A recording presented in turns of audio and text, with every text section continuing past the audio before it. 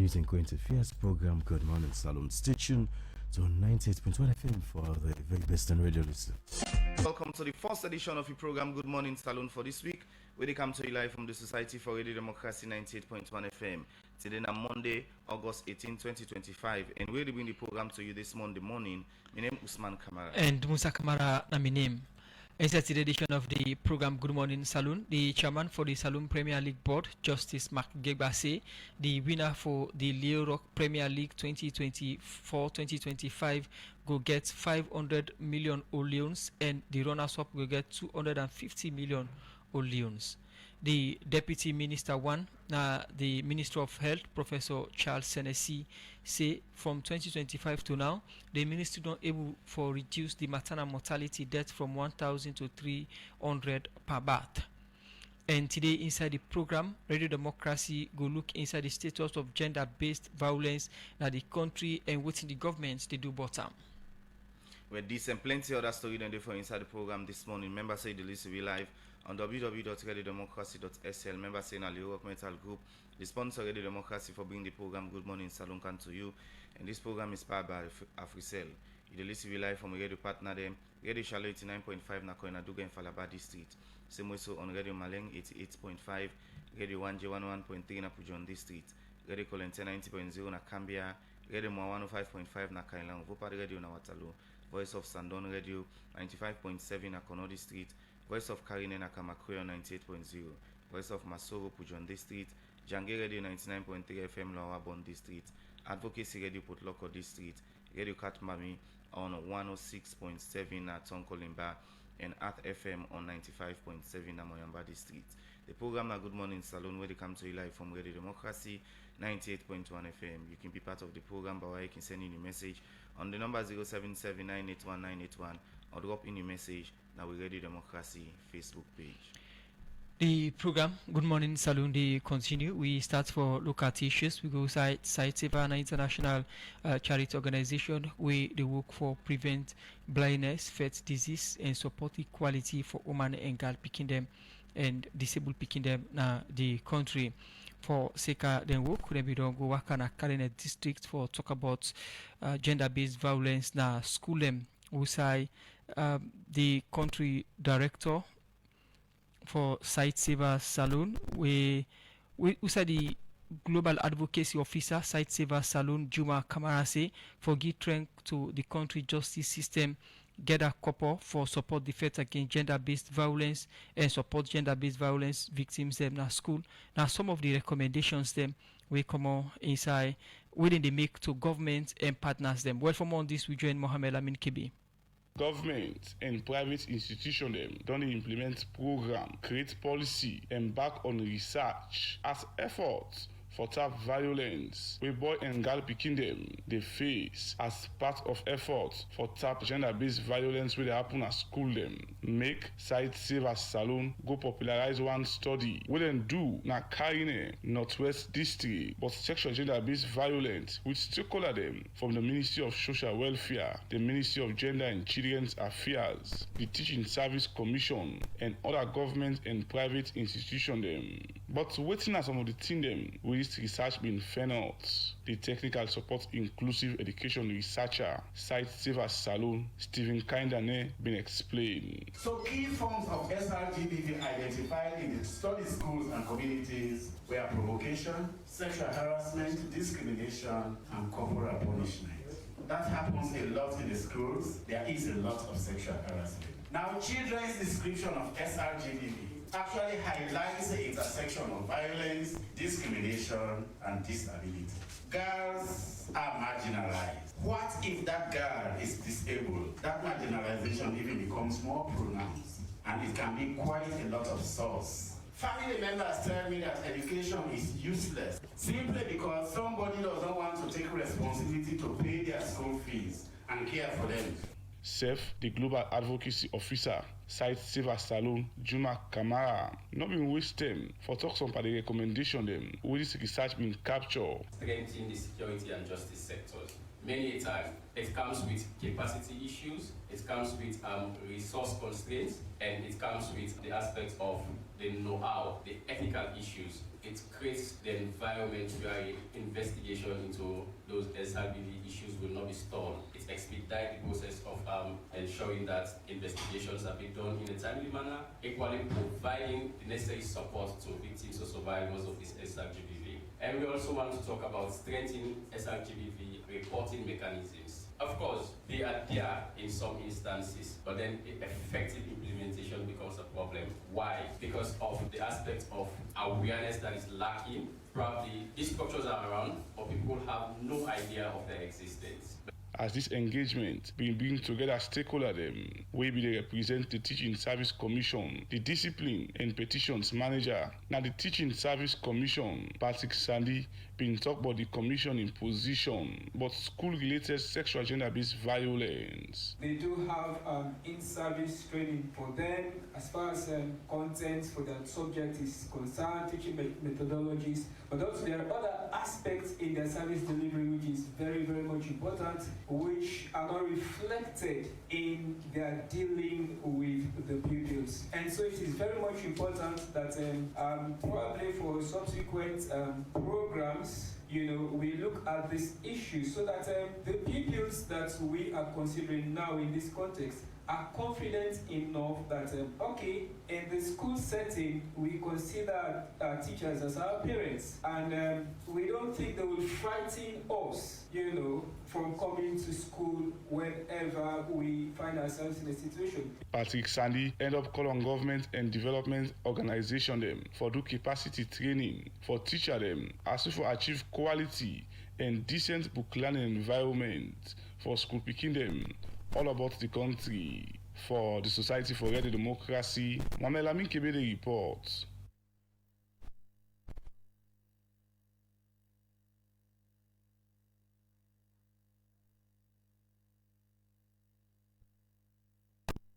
We continue for a look at more issues, Usman. The program Good Morning Salon, they continue inside the program with the take one of we headlines to them outside the Deputy Minister one at the Ministry of Health, Professor Charles Senesi. 2025 to now, the ministry don't able to reduce maternal mortality death from 1,000 to 300 per life birth. He talked this in our engagement with the United States Embassy in a salon hall, Macambia District, outside 8 Peace Corps volunteer from the United States of America go take oath for start then work in the country. For more on this, make we join Adeyemi Jackson. The Peace Corps volunteer program, the one we start inside 1962, just after we Salon get independent. Outside the United States government, they send citizens them but go work at different countries them at the world as volunteer them at different sector. And Salon don't benefit from this program. Outside Peace Corps volunteer them, don't they come to the country for help government work at different sector like education, health, agriculture, and other one them. As we for continue with this support, make 8 Peace Corps volunteer them. Don't go take oath for starting journey in a salon. This program will happen inside Cambia District, bring together community people, government official, and will command them at the United States Embassy for show love to the Peace Corps volunteer them. After we did not undergo 10 weeks of training, outside them visit different patterns of the country, like chiefdom, district, region, or land by the country, different culture and tradition, and self nobody challenge them. Within at the sector where they get for work, like education and health. Where it talk, the director of America's and South Pacific Corporation at the Ministry of Foreign Affairs and International Cooperation at Salon, Wilson Yakuba said the Peace Corps volunteer program don't get strength to the party business between the United States government and the government of Salon. Our presence here today is an affirmation of the ministry's commitment to promoting our national interest as well as maintaining our international cooperation with the United States. These Corps have been in this country since 1962, 2 years after this country attained independence, during which they have brought development to us in key sectors, including but not limited to education, health, agriculture, and community development. The Minister of Basic and Senior Secondary Education, Conrad Saki, say a ministry ready for support the Peace Corps volunteer them, more like the one them we get for work in the education sector.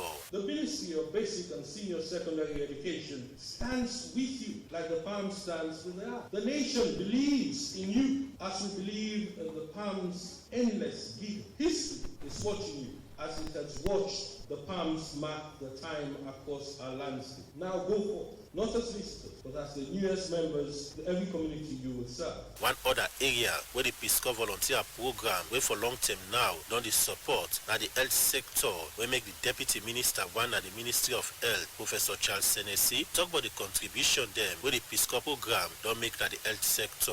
Here today in Cambia for the swearing-in ceremony of the U.S. Peace Corps program, and they have been with us for a very, very long time, and they don't contribute immensely in the educational and the health sector. And the health sector, you know, everybody they contribute for complement the efforts of government, especially in one of the key indicators of the reduce at this country, the maternal mortality. Early 2015, 2016, with maternal mortality now be the worst in the world, almost 1,500 to 1,600 per 100,000 lives birth. As we stand today, we are about 354, which are about 70% reduction in maternal mortality. And we believe it's been a holistic response. Everybody play a part, including the Peace Corps program where they work in the health sector. So we really appreciate that support, and we hope we continue as we go to zero preventable maternal mortality by 2038. Inside in your talk, the United States Ambassador to Salone, Ryan David Hunt, talk about wetin get for be the role of the 8th Peace Corps volunteer them during their 2 years at Salone. These 8 individuals we honor today have undergone 10 intensive weeks of language instruction, technical training, cultural immersion, and personal preparation. They are ready to teach, ready to listen, ready to serve. Their training has not been easy, but it has been comprehensive and laid the foundation for meaningful community-led development. They are prepared to work in schools, clinics, and villages far from the spotlight, places where their presence will make a real and lasting impact. The United States Ambassador to Salone, Brian David Hunt, also go before for make this appeal to the 8th Peace Corps volunteer them. You have chosen to embark on a journey that demands resilience, humility, and deep commitment.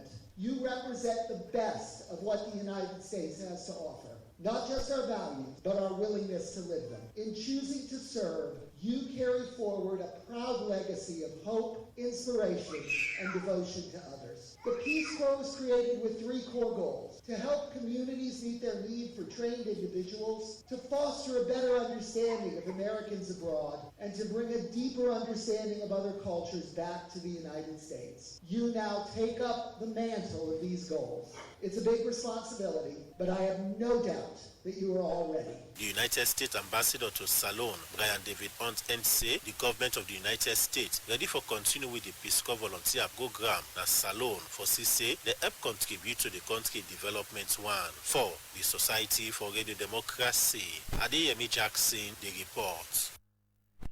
The program now Good Morning Salone will come to you from the Society for Radio Democracy 98.1 FM. As we mentioned earlier, inside one power headlines tourism. Today they look at the status of gender-based violence in the country and waiting government they do for solve them. Well, inside the program, I want to welcome Aisata Jabikaba, we are the Gender Advisor, Office of the President. Good morning and welcome to the program. Good morning, Salone. Good morning, listeners, and good morning, 98.1. And also want to welcome the program Masiri Brahima Lavali, in the Legion Officer, Office of the Presidential Advisor on Social Welfare and Inclusion. Good morning and welcome to the program. Good morning, Salone. Good morning, Sierra Leone, and good morning to Radio Democracy. Okay, come to IJ Kaba, we the Gender Advisor, Office of the President, as he been getting appointment inside October 2023, where President Bill being appointed to this position. Well, within this office don't they do for support the fight against gender-based violence, and within they don't they advise the president for seek gender-based violence now the country. Make we get another program this morning. Good morning again. Good morning, Musa. Thank you very much for we wanna give me the opportunity for there this morning. And the Office of the Presidential Advisor, we directly they under the President of retired Brigadier Julius Maada Bio. Now, as in the second term, this will gather office there in this country. When President Nkrumah been there, he initially appoints Madam Nasu Fofana as Presidential Advisor on Gender. Since Nasu left, that office they don't become vacant. So when President Biosi and say he will need to get somebody as Gender Advisor, we would directly they like a bridge between him and the other sectors where gender cut across all sides. So this office, since they appoint me as Gender Advisor, we don't do policy brief, we don't advise His Excellency on gender responsive policies, gender budgeting, all the issues then they. But the main issue we bring me here this morning, We all know say when the issue of rape can increase, gender-based violence don't increase, President Bio bin create a task force, what he call a national task force on SGBV. That task force they directly under His Excellency in portfolio.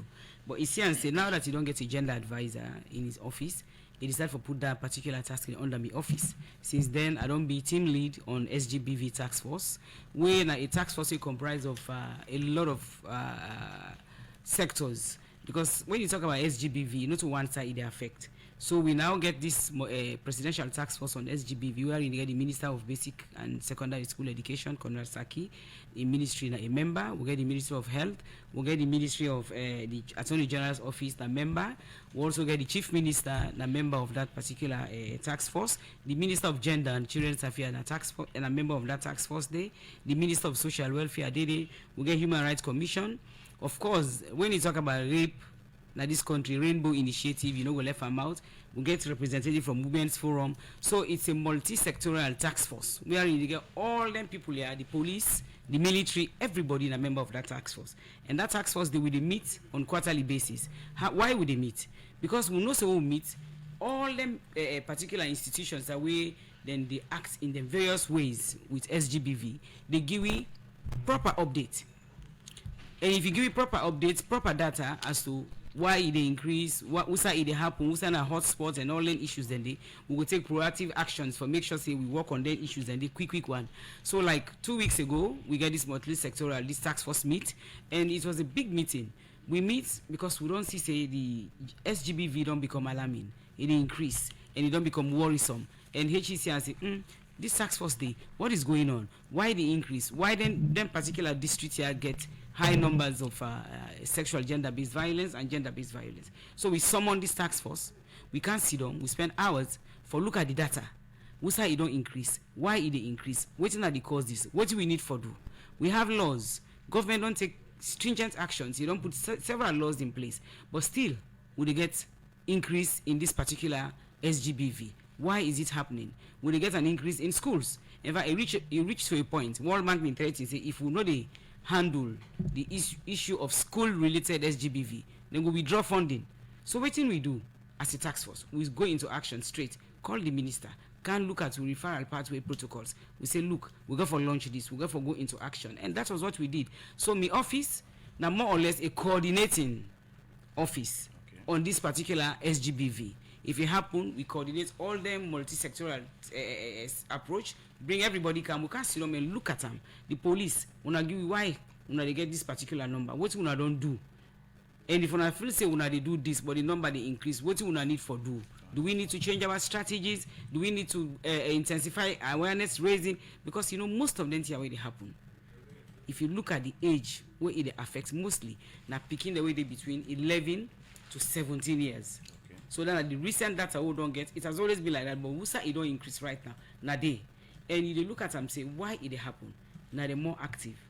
Now they're more there on the street. Alright, we can look at other areas that we mentioned, but firstly you talk about increment on the issue of sexual gender-based violence. You mentioned some districts then. You go separate them for which district in particular, in case them more they go up than other side them. If I start with Western area, both Western urban and Western rural get high numbers of SGBV. Yeah, then you begin going at some Puja be at the hot spot. But when we look at the data where they can now, it only reduce small by 2 or 3%. Yeah, then you go back, you look at districts like Kono, Kailaun. These are the hot spots we are dealing with right now. Cambia also don't show in head.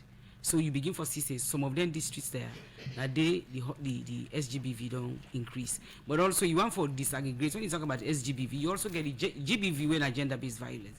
The SGBV is sexual gender-based violence. So if you go for separate the two, which one they on the increase now?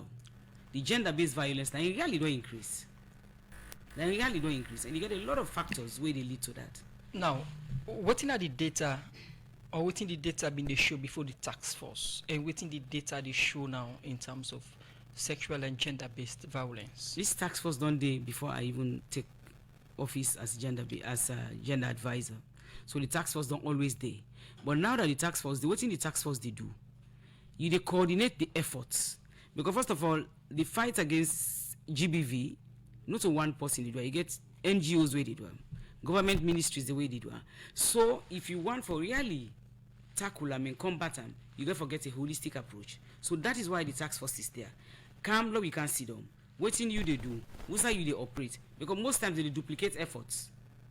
So because you don't want for law we duplicate efforts, if Ministry of Basic Education they handle this particular issue on school-related sexual gender-based violence, you don't also want Ministry of Gender for go begin spend time and energy on that. So you begin to say we try the task force in main duty now for come look at what the Ministry of Health they do. If he the same thing that Ministry of Gender they do, say okay you concentrate on this so that you want for diversify the efforts so that we go able for reach out na every district, na every sector so that we go for bring all them data here together and see. Because first of all, let me tell you, Musa, you ask what's in the data. Yes. When it comes to SGBV, you need to get one particular data.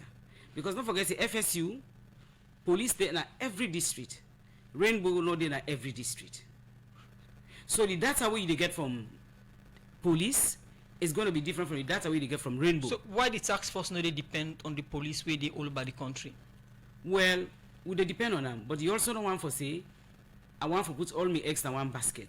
But this is government agency or government body where they create for handle this particular situation, and then they get funding. But you also get NGOs like Rainbow Initiative, where they get most of the funding from international partners also, where really don't tackle the issue of rape, the issue of gender-based violence more than any other organization. So is it that Salon they depend on international partners for getting data or not them for can get them data? What about the police? What happen with the kind of support where they need for make them put the data together where government could depend on? I know they tell you say the police they give you data, but you also want to get data from other sides so that you compare. There's nothing wrong in comparing and contrasting. So that you get, if I don't get from the police, I can forget from Rainbow Initiative, where not of government they work for, then you don't get an independent view also. So there's nothing wrong for like get collaborative efforts in handling this particular matter. Whether international partners then come in, but waiting government don't do. First of all, no matter what international partners they do, if the political will is not there for let you fight gender-based violence, it will be like you put us on dogs back. So because all the issues there when it come, the ball stops at government. So what is the different data in the show? Well, the different data they show, that's small discrepancies. Well, I call them discrepancies. But because Rainbow Initiative not the boku side, but police then are all other side. So you won't forget Rainbow they own data. You get police they own data. Well, they even get data from Ministry of NBSSE. Because first of all, then they deal purely with schools. So you won't forget all them data. So you now begin from look at and say, what do you make would they get this particular increase at the schools? What are the causes? Then you sit down and look at it, you analyze that particular data, you get a different strategy in handling what they happen at the schools. Right. What is the handle? What is the strategy we use for handle SGBV, school-related SGBV? It's going to be different from the method way they use for handle community, because they're two different people. School are purely kids. The school going picking them. So the approach is going to be different. The message is going to be different. So you see why would they say all this? So why the tax force coming? For example, the schools, we find out say some schools them, most of the schools, the toilet facility. You begin look say why inside then this particular school related SGBV they happen. Now the schools, when they go toilet, when maybe they go school, the school maybe go having all girls school, but even at that, when they get them mommy the way they sit down and then toilet, if you tell it, you get somebody to go check. It is not happening now. We want to see how we begin implement them particular mechanism for forestall whatever they happen at the bathroom. Sure. So you begin look at even when I say don't talk about a 98.1, where teacher they go rape picking at school. But most times the toilet, sometimes they secluded area, broad daylight. So we want to see what's in the cause that day. Are we lacking in our strategies, or do we have to do more new strategies for able for combat what's in the happen so that we able for protect, because the school is supposed to be a safe area for picking the way to go school. So we can't begin to say no. We go for sit down with the ministries and look at them and put a lot of stringent actions in place, and we begin curtail down. They see say now they don't begin go down. All right. So what's in the data they show in terms of sexual gender-based violence in schools then? Because recently we understand say even some teachers then they on their own because of sexual gender-based violence and other issues then. Any increment on schools on that? Well, now the school look, yes, increment day. And that make I tell you say, even World Bank with the threaten say, if we know the handle, let them the number go down, then go forestall, then go withhold them funding. But I say the ministry go into proactive actions, and now that data they don't go down, because we get to the call fire pathway. You get a lot of issues, and also let me tell you then what's in the happen. The community also need for help, yeah, because like what's in happen. Me school when me go, let's take as an example. A teacher attend for rape a pikin on campus, broad daylight, na the counseling room. By the time when we they say let them arrest that teacher, the community don't help, and the teacher don't escape. It don't escape. So I think say we need more for pay attention to who that they employ, and also for anybody where they find guilty. Let we begin profile people them. Most of the sooner we begin profile people. For example, if they don't call you name, say this man named Momo Kamara. It don't even if you attempt for rape picking na school, una withhold in PIN code. Make sure say no other school no employ them, and we don't put down all of the referral pathway. Okay. And profile in picture, begin put and let them know say this na Momo Kamara, na this you don't do. So if you hide self, you go to other village for go begin teach. Nobody no go before employ. Until we begin for do that, if we not begin for implement them particular strategy, the issues of school related gender based violence, and also the peer group. Most of what in happen, the peer group, even the student and student to student. We can look at the laws, policies, and also the resources directed to the fight against sexual gender-based violence, and also gender-based violence. Now, schools and other area them na the country. Continue for stay with me. Say the program will come back to you. We continue in him na I Jekaba in the Gender Advisor Office of the President. The program Good Morning Salon they continue. Inside the program this morning, as you hear one of headlines to read them. Same also inside the program, we get Masiri Brema Lavali. We are liaison officer, Office of the Presidential Advisor, Office of the President. Good morning once more. Masiri, welcome to Radio Democracy. Good morning. Thanks for having me. All right. It is small Radio Democracy. Welcome. Thank you. All right. For somebody we don't know, Masiri, who that na Masiri Brema Lavali? And thank you very much for this opportunity. Excuse me. Me na Masiri Brema Lavali. Me na a visually impaired person. Like you don't already read me nomenclature. We na the liaison officer, Office of Presidential Advisor on Social Welfare and Inclusion, na Office of the President. That's Namasire. And Masire, we don't be a strong advocate for people living with disabilities, cut across the country internationally. And Masire don't work in various sectors for represent persons living with disabilities in the country and out of this country. So basically, that's not just a brief synopsis about Masiri. Okay. So when actually they appoint you on this position? Now June 8th, 2025. Okay. Waiting basically now you mandate as liaison officer. Like Yeri, the nomenclature at its goes, liaison officer, Office of Presidential Advisor on Social Welfare and Inclusion. So my mandates now for Mac as serve as a where people can say mediator between State House and the Ministry of Social Welfare, Ministry of Gender, and all the ministries. Because in fact, when we talk about inclusion, it's cut across, not only on social welfare. Inclusion encompasses all facets of different things same way we they do. So my mandates now for ensure say I work with the ministries, I work with State House for ensure say we build a more cohesive and comprehensive inclusive society. Like you mentioned, you know, visually impaired, and how we don't turn like working at this capacity, and how you receive that they don't appoint you for working at this position. Thank you very much. Like I can always say, like this appointment, I can tell you now say is a historical appointment, is a novelty, which we can say is a unique appointment. These appointments ever since in the history of Sierra Leone, I want you guys to check records and not ever happen at the history of Sierra Leone. Government in, government out. This is not the first time we get a visually impaired woman working at the office of the president. So it's a historic appointment, and it should be a memorable one. And I receive and warmly I feel honored, because for make presidents think and say, yeah, I have been working on radical inclusion policies, and we be done enact the Disability Act of 2011 we day. We be don't get the National Commission for Persons Living with Disabilities. We get Ministry of Social Welfare, when I supervise the Ministry for Persons with Disabilities. They say in no do. They say I think say waiting we be don't put na the acts, when are the Disability Act of 2011. Where section 39 they talk about employment of persons with disability. So when they say charity starts at home.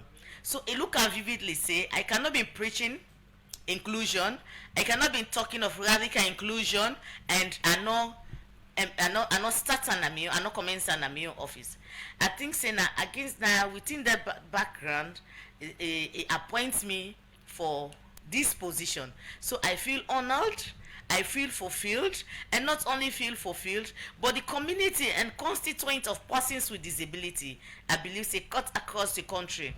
Even the ones them within at the diaspora, they are really excited about this position, because it's putting us at a very strategic position in the country, giving us such an opportunity, gives more hope, gives more lives, and inspired people who think say there is no life after disability. Continue for the way to inside the program. Masiri Brema Lavali will come back to you shortly. We'll go for a short break. When we continue the program. Good morning, Saloon. Look, see how we last camp on this farming business. Now, in no more they make profits. It's all like na debully gets where they work for them. But blopa you comping. But that's not fine pan business.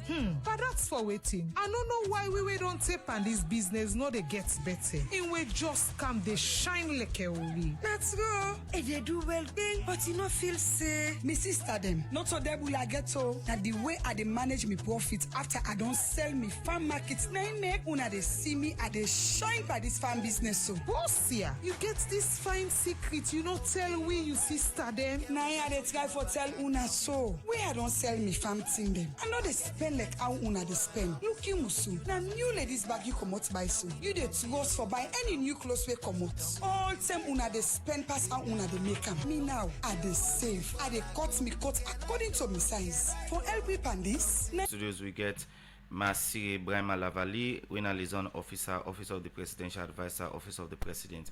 Masiri, before we go for that break, you don't tell we some of you mandates them. But again, when people hear the name Masiri, some man get I can interpret your situation. Some man say you may see before na circumstances make things happen to this way. Waiting really happen. Thank you so much. Yes, I mean, I see up to the age of 28. So I've seen it all. And for make somebody you see it at the age of 28, then just abruptly you can't lose your sight. You know, sick. I was not a diabetic, and even as I talk, me not a diabetic patient, and I not fall into an accident. I not get that kind of illness where they go give up on me, where lead to blindness. I not get pressure even as I talk. So only God knows what happens. But medically, then diagnose me saying a glaucoma when a pressure on the eye. So, but my late surgeon will be diagnosed me. May so rest in peace. And he been get for look at me, eyes them. Later on, he tell me, he say you on glaucoma, I not see this type of glaucoma it. He says, so what I will advise you is say go and pray. I say, okay. So since then I have been praying, and I tell myself say disability not go limit me, because looking at the situation you don't see up to the age of 28, then you can't lose your sight. It's difficult for many people to accept that situation. It's really difficult.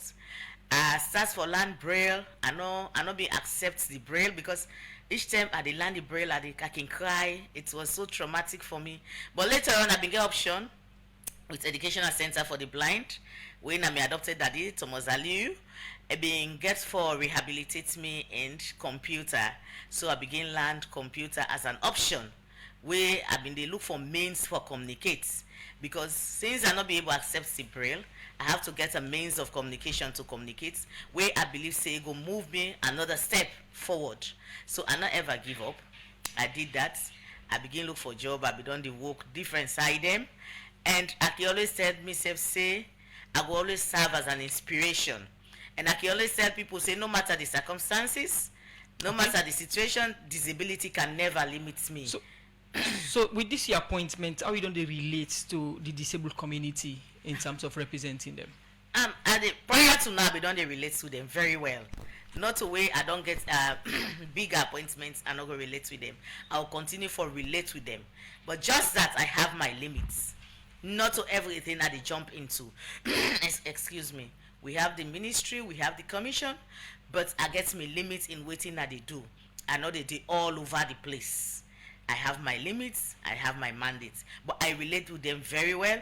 And that's not the more reason I can tell you, the one the way they at the diaspora, the one the way they are, then be even contribute money for do a press conference for thank His Excellency the President. They say this is not about politics, this is not about anything, it is about maintaining our status. It's about uplifting our sister. So they mean contribute me colleagues them, and I want for use this podium for say very big thank you to everyone we've been do that. Then do a press conference for extended thanks and appreciation to the President, retired Brigadier Julius Madabio, for what he don't do, because not so for only me it do now for people living with disabilities, not the country. Because if you don't put one disabled person at that strategic position, it means you have them at heart. It means you are working in line with the SDGs, not only in passive, leaving no one behind. So they accept them, and they relate very well. The program now Good Morning Saloni they come to you from the Society for Radio Democracy 98.1 FM. Continue for stay with me inside the program.